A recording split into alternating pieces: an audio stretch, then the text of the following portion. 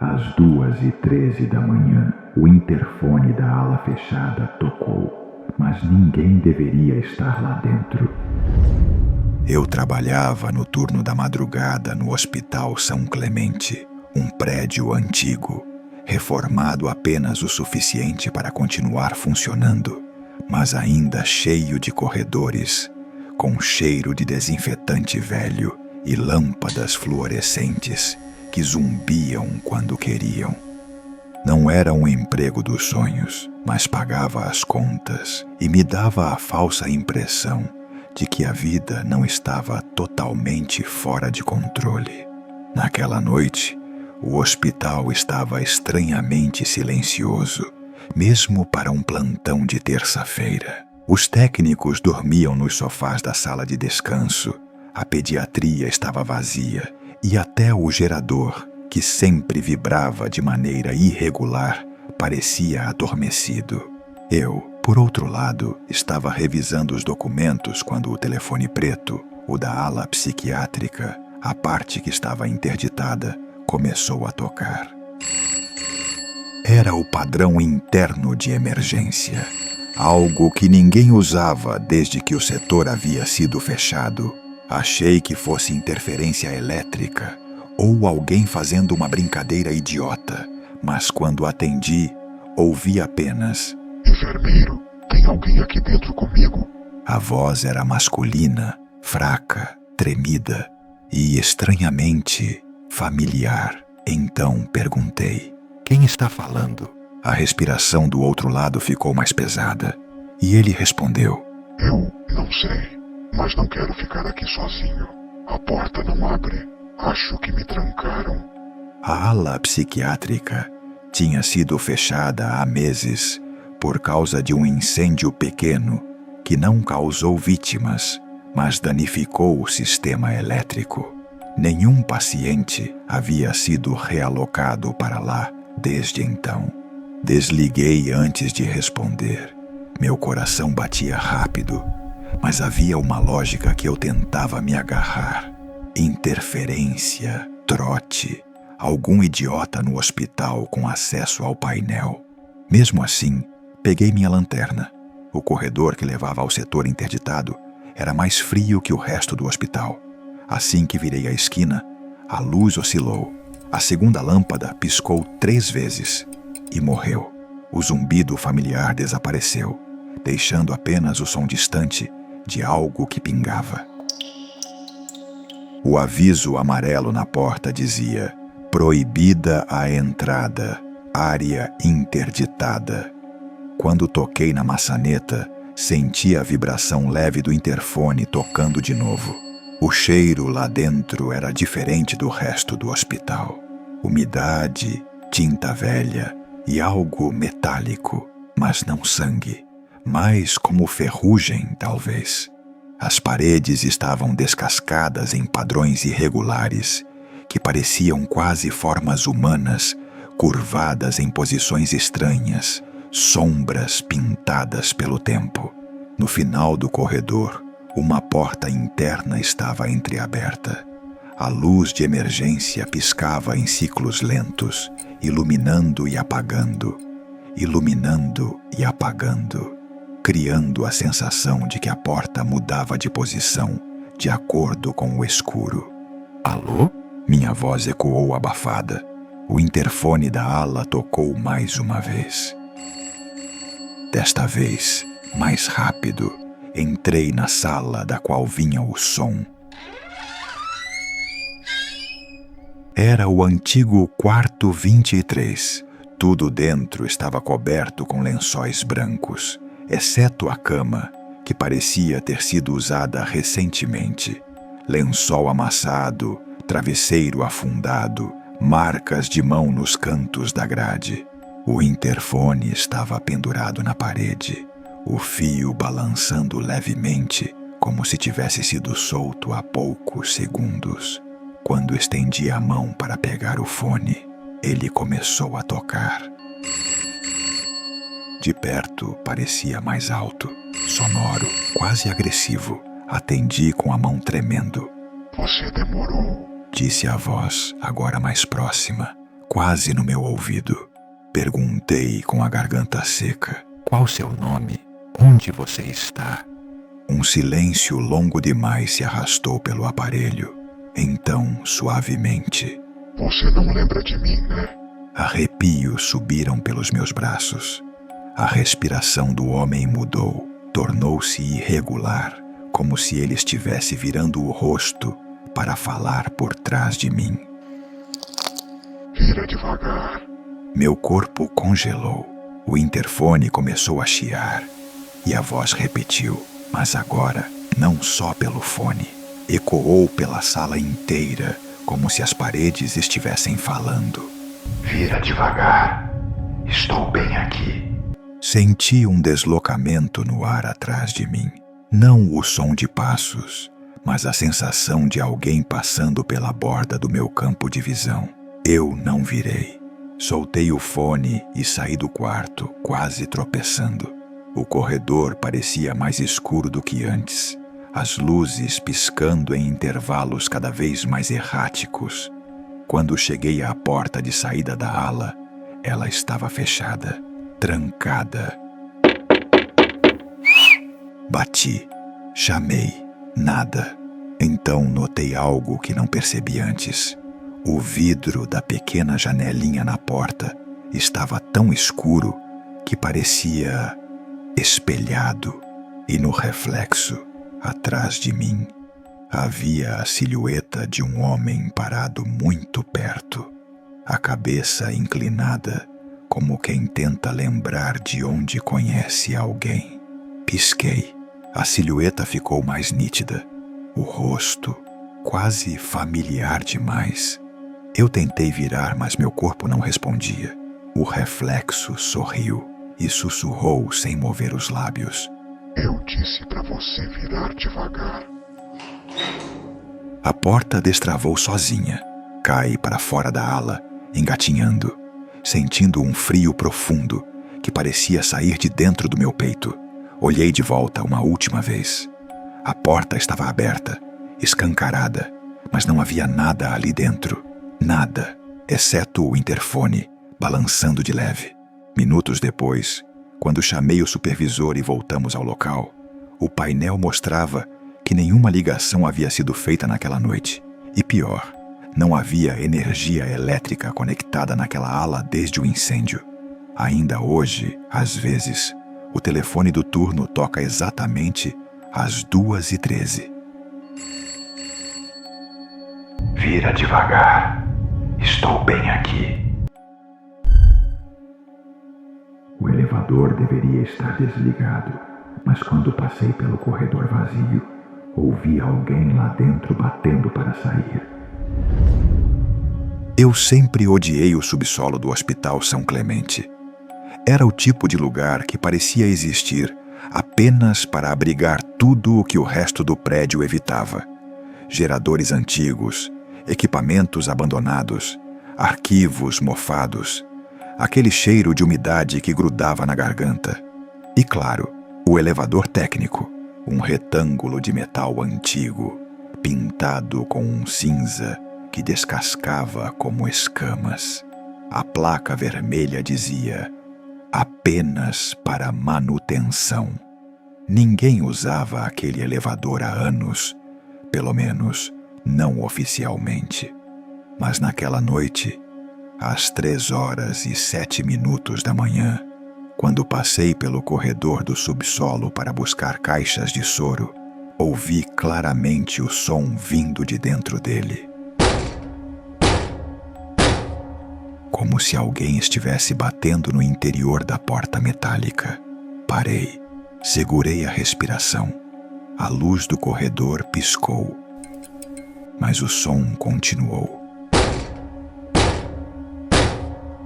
Não era forte, não era agressivo, era insistente, quase paciente. Olhei para o painel do elevador. Estava desligado, sem brilho, sem indicação de andar. Parecia morto. Dei 3 passos para trás. O som parou. O silêncio que veio em seguida era pesado demais, como se o ar tivesse ficado mais denso. Eu já estava me virando para ir embora, quando ouvi: Enfermeiro. Uma voz abafada, como se viesse por trás de um pano grosso. Meu estômago gelou. Cheguei a duvidar que fosse real, mas então a porta vibrou de leve. Como se algo lá dentro encostasse nela. Idiota, por reflexo, perguntei. Tem alguém aí? Nenhuma resposta. Somente um longo arrastar metálico, como se algo raspasse dentro do elevador.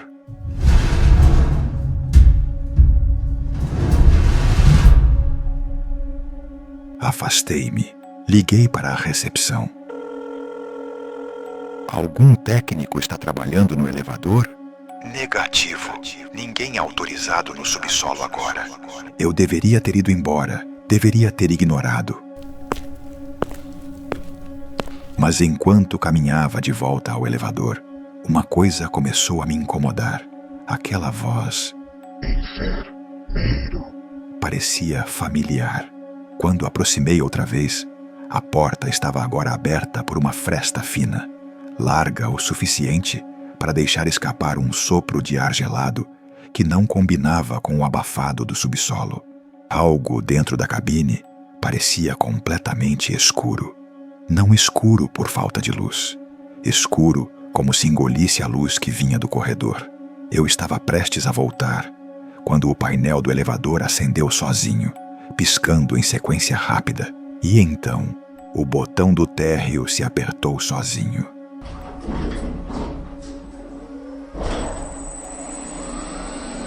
A porta começou a abrir.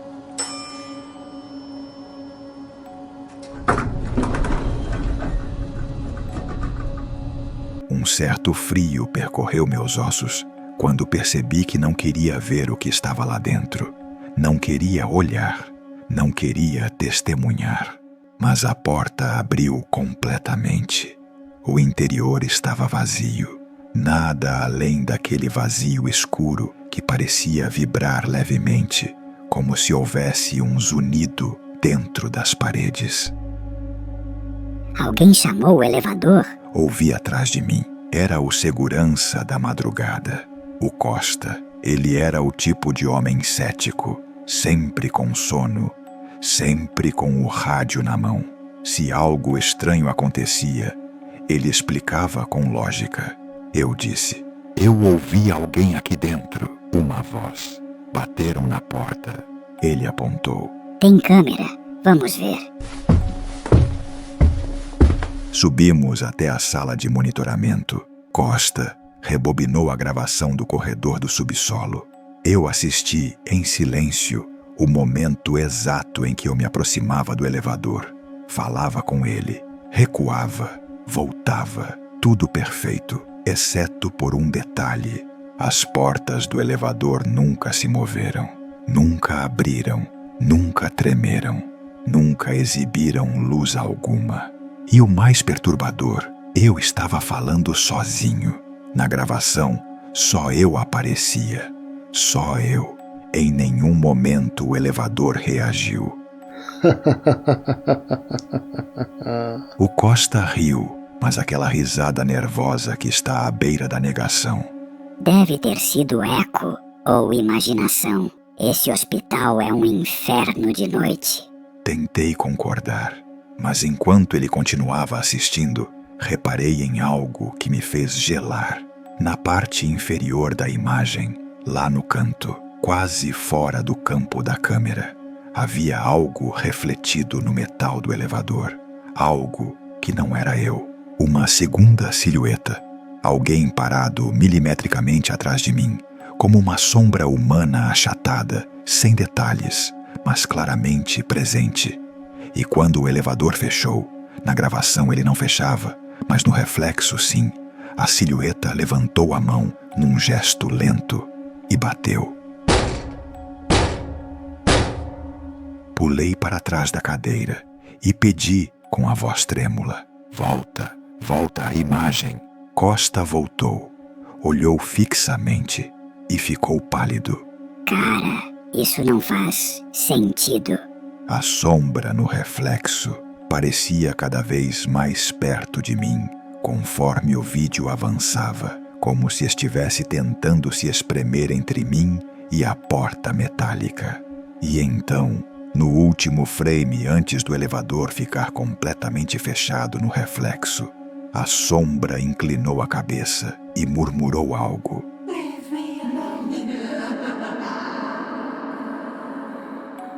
A partir daquela noite, evitei o subsolo. Evitei até pegar elevadores sozinhos. Mas toda vez que passo pelo corredor principal, sinto que algo me observa da direção do elevador.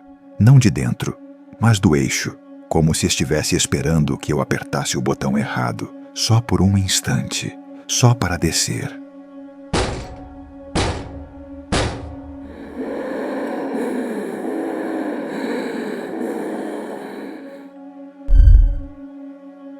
O quarto 407 não deveria existir naquele andar, mas toda madrugada, às 4h07, ele aparece no mapa do painel digital e sempre em um lugar diferente. O Hospital São Clemente tinha muitas lendas internas. O elevador que levava ao subsolo, corredores que cheiravam a fumaça mesmo sem incêndio, e a ala fechada, onde ninguém entrava desde 1998. Mas nenhuma história me incomodava tanto quanto a do quarto 407. Motivo simples. Oficialmente, esse quarto não existe em nenhum andar, mas eu o vi com meus próprios olhos. Tudo começou durante um plantão particularmente silencioso, daqueles em que o hospital parece suspenso no tempo. As luzes do corredor piscavam em intervalos irregulares, como se brigassem para permanecer acesas. Eu estava na enfermaria do quarto andar, revisando prontuários no painel digital, quando notei algo estranho. No mapa, onde deveria estar o depósito de material de limpeza, havia um retângulo azul. Quarto 407. Ocupado. Falei sozinho. Muito engraçado. Devem ter mexido no mapa de novo. Toquei na tela. O retângulo tremeu levemente e então desapareceu. Sumiu do painel como se nunca tivesse estado lá. Pisquei, confuso. Era noite de pouco movimento. Eu estava cansado. Talvez fosse simplesmente um bug. Tentei continuar a checagem, mas a cada poucos segundos meus olhos voltavam ao mapa, esperando que o retângulo aparecesse de novo. E ele apareceu, de repente. Desta vez, no final do corredor oposto. Quarto 407, ocupado. Por reflexo, virei a cabeça na direção física do corredor. Lá no fim, onde deveria haver apenas uma parede lisa, eu vi uma porta que não estava ali antes, fechada, com um número metálico brilhando na luz fria do corredor. 407. O ar ficou mais denso. Tive a sensação de que algo estava me observando pela pequena janela da porta, mesmo ela estando completamente escura. Aproximar-me foi uma decisão quase involuntária, como se algo estivesse puxando minha atenção. Cada passo ecoava mais alto do que deveria. Quando cheguei perto o suficiente para tocar a maçaneta, percebi que havia algo escrito no metal, em letras minúsculas. Não abra se você estiver sozinho. Soltei a maçaneta no mesmo instante. Dei 3 passos para trás. Quando virei a cabeça para chamar o plantonista da medicação, ouvi um som seco atrás de mim. A porta se destrancou sozinha. O corredor pareceu se alongar, como se estivesse tentando me afastar de qualquer rota de fuga. O ar frio saiu de dentro do quarto por uma fresta mínima, carregando um cheiro de enxofre. Então ouvi uma respiração lenta, profunda, vindo lá de dentro, e uma voz tão baixa que parecia pensar ao invés de falar. Achei você.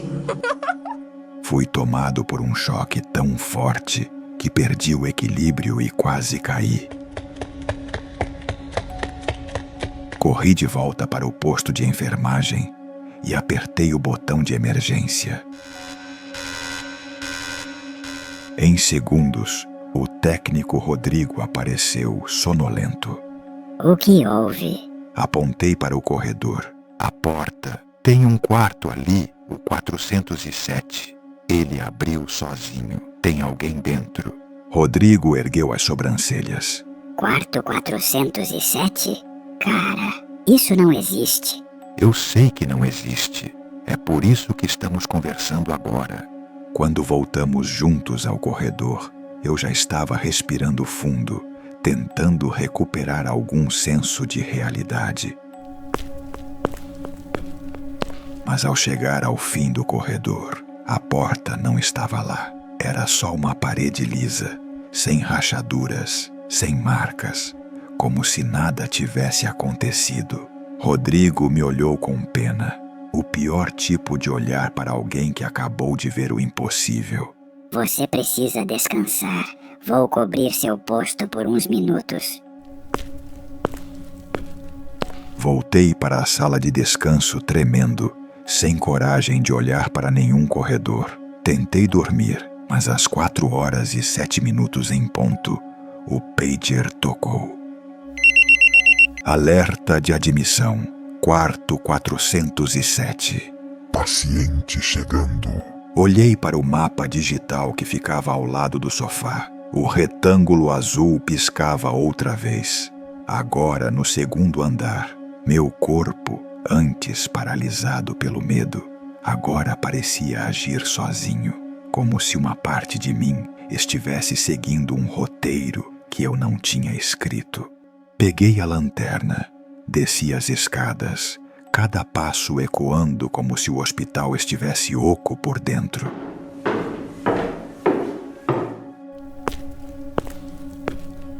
Quando cheguei ao segundo andar, o mapa do painel de parede mostrava novamente o quarto 407, só que agora do lado oposto ao indicado segundos atrás. E lá estava ele, o mesmo número metálico, a mesma porta, a mesma escuridão pela fresta inferior. Mas dessa vez, a porta estava entreaberta. Uma faixa de luz branca, completamente fixa, como se não tivesse fonte, escapava pelo vão. E na parede ao lado da porta, latiam palavras escritas em vermelho. Você não deveria ter descido. O chão pareceu vibrar levemente. A luz dentro do quarto aumentou e uma sombra se projetou no chão, avançando devagar para fora. Tive um impulso de fuga tão forte que girei o corpo para correr, mas a porta bateu atrás de mim com um estrondo tão alto que o corredor inteiro pareceu tremer. Corri pelas escadas como um animal acuado. Quando cheguei ao posto, quase desmaiei. No painel digital, todos os quartos estavam normais, exceto um, quarto 407. Fora de área, último acesso. Você. Eu nunca toquei naquela porta. Nunca dei um passo dentro daquele quarto. Mas o hospital acha que sim. E desde aquela noite, a cada turno, em algum ponto da madrugada, recebo notificações sem lógica. Paciente 407 deixou o quarto. Paciente 407 está procurando você. Você está atrasado para o 407. E às vezes, quando passo rápido demais por algum corredor vazio, vejo por um instante, apenas um instante, uma porta onde não deveria haver nada, sempre em outro lugar, sempre esperando, sempre abrindo só um pouco mais a cada madrugada. Se algum dia ela abrir completamente. Talvez o hospital finalmente me diga quem está lá dentro, ou talvez eu seja o próximo paciente que o mapa decida registrar.